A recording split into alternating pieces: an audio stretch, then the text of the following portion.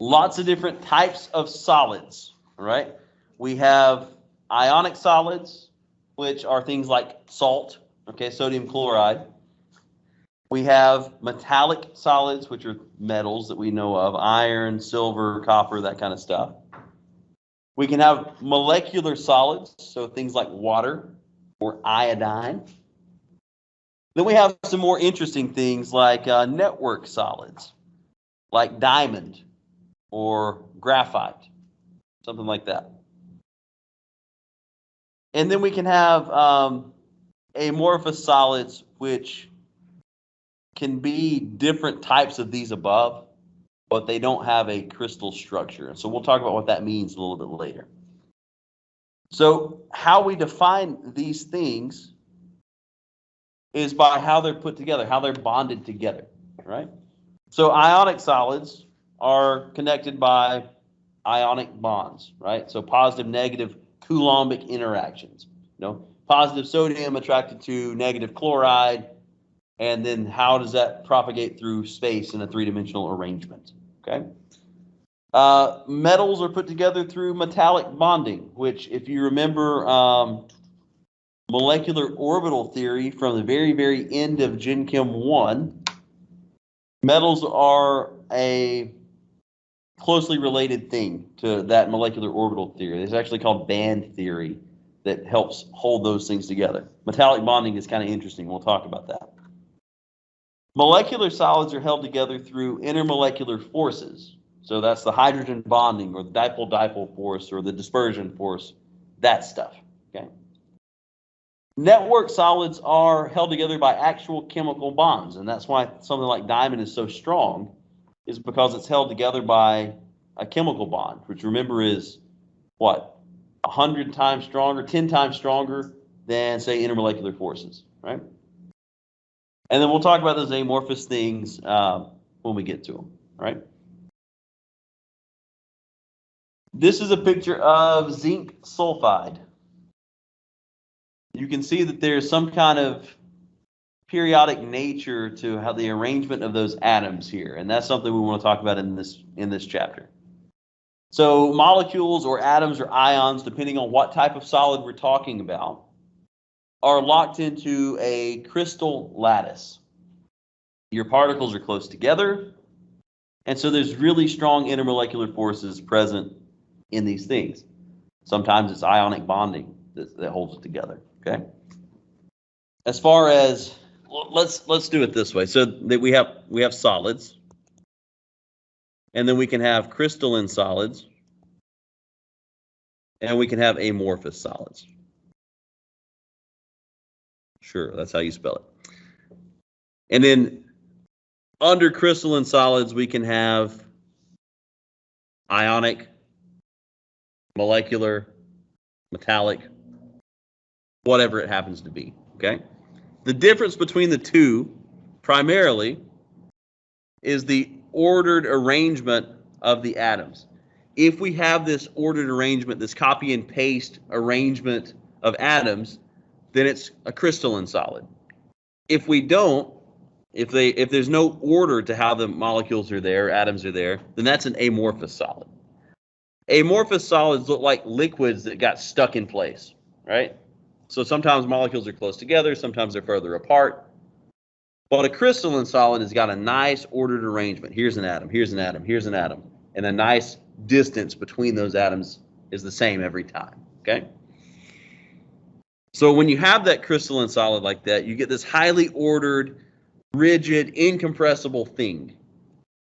And so we can describe these things as three-dimensional lattices of atoms or ions or molecules, whatever we're talking about.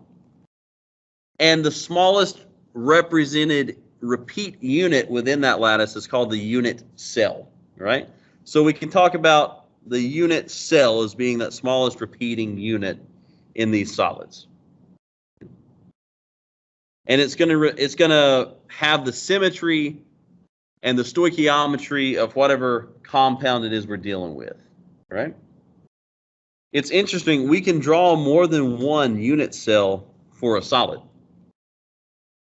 And from a symmetry point of view, those are identical, right? We don't care. They got the same stoichiometry. It's just what are we letting be the corners of the cell or something like that. And I'll show you what I mean by that in just a minute, because that might not make a lot of sense yet. Let's take a look at this. This is a two-dimensional example, okay? In this example, you can see a solid there made up of two different atom types. We got little ones and big ones, right? So I can draw a representation here of a unit cell. So the one on the left right here has a whole small atom in it. Do you see that? And then it's got 4/4 of a big atom in it. So the stoichiometry here is 1:1, right? There's one of these, and then there's 4/4, so there's one of the other. Does that make sense? Can you see how I could take this and I could copy it and I could paste it right here and we get the same thing? Or here, how it's a repeatable pattern over and over and over again? That's what we mean when we say it has the symmetry characteristics that we want. You can copy paste it throughout your solid, okay? But here's another one. I could draw this one instead. This one's got one big and 4/4 of small ones in it. So it still has the same stoichiometry, that 1:1, little to big. And I can still copy and paste it and make the whole solid. You guys agree with that? I've even got a weirder one over here, right? I'm not going to calculate what percentages there are, what fractions there are here and here, but trust me, if we added them up, you'd have a whole small one and a whole big one, okay? And again, we can take that thing and we can copy it and we can translate it and we get the overall solid. So this is 3 different unit cells that we could draw for this particular material, okay? Now we got to extrapolate this into 3 dimensions, right? Because solids are 3-dimensional things. So instead of having squares, we're going to have, in this case, cubes, okay? So we'll see what that looks like. So in this case, we got 3 different unit cells. Each one's got one small, one big in it, right? We're just proving the point. We can draw it in multiple ways, and we don't care which way we draw. That's interesting. Can't read that. But what it should say is that our lattice is made of repeating units of these unit cells, okay?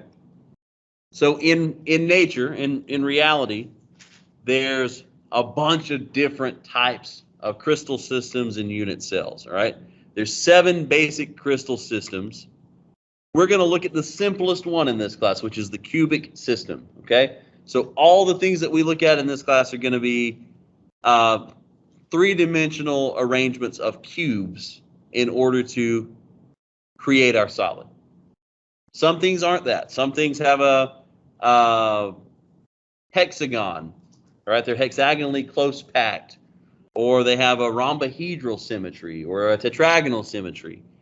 We're going to look at cubic because that's the easiest thing to look at, okay? But other materials have different systems. The ones we're going to look at are cubic. So just make sure we know what we mean. All the lengths of the side of the cube are the same length. All the angles are 90 degrees, right? We're defining the system as a cube. Okay. This is something that we got to pay attention to, though. Because it's a cube, I want you to think about maybe we should get some building blocks and do that. If we stacked building blocks together, okay, cubes together, anywhere that we have a cube on top of another cube, right? The face of that cube is shared between 2 cubes. Can you agree with that?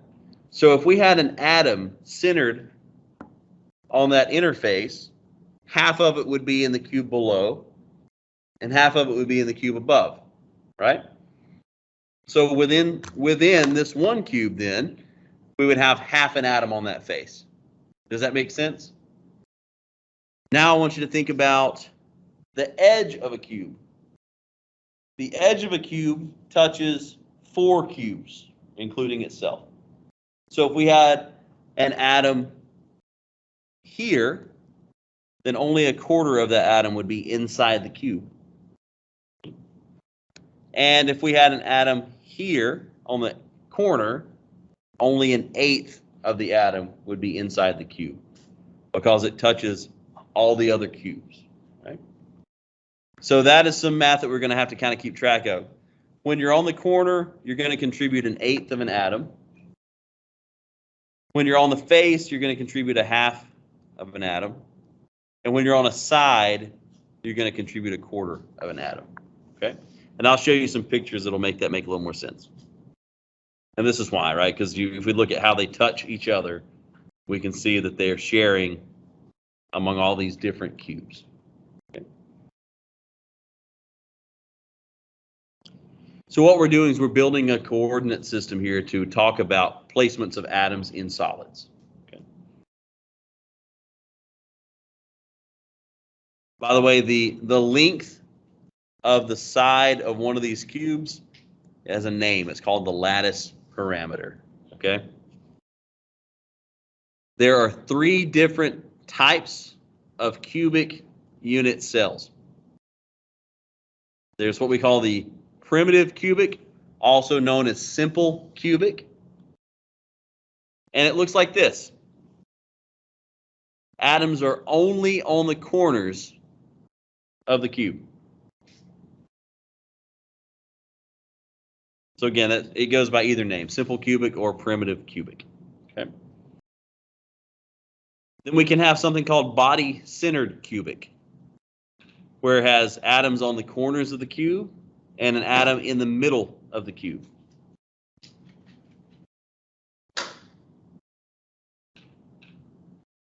And then we have something called face-centered cubic, where we have an atom on each corner and an atom in each face. So now I want you to take the information that we saw just a minute ago, and I want you to tell me how many atoms are in a simple cubic cell. Each corner is 1/8 of an atom. And how many corners are on this cube? 8. So this is 8 times 1/8 equals 1 atom inside a simple cubic cell. Okay? How about body-centered cubic? There's 1 in the middle, and then there's 8/8 on the corners, right? So it's going to be 1 plus 8/8. What about face-centered cubic? That's right. A cube has 6 faces. There's 1/2 an atom on each face, so that's 3 atoms, plus the corners again, right? So we have 6 times 1/2 plus 8 times 1/8, and that equals 4, right? So now we know that there's 1 atom in a simple cube, 2 atoms in a body-centered cube, and 4 atoms in a face-centered cubic cell. Here's a better representation, where you can see how that works, right? If we cut it off at the cube, you can see how that works out. And if you want to do a little bit of calculation there, I've already showed it to you, but you can kind of see how it breaks down. And so these are the systems that we're going to talk about. And we're going to talk about things like how to get density from the cube itself while looking at the unit cell. Or things like stoichiometry, looking at zinc blend structure or something like that.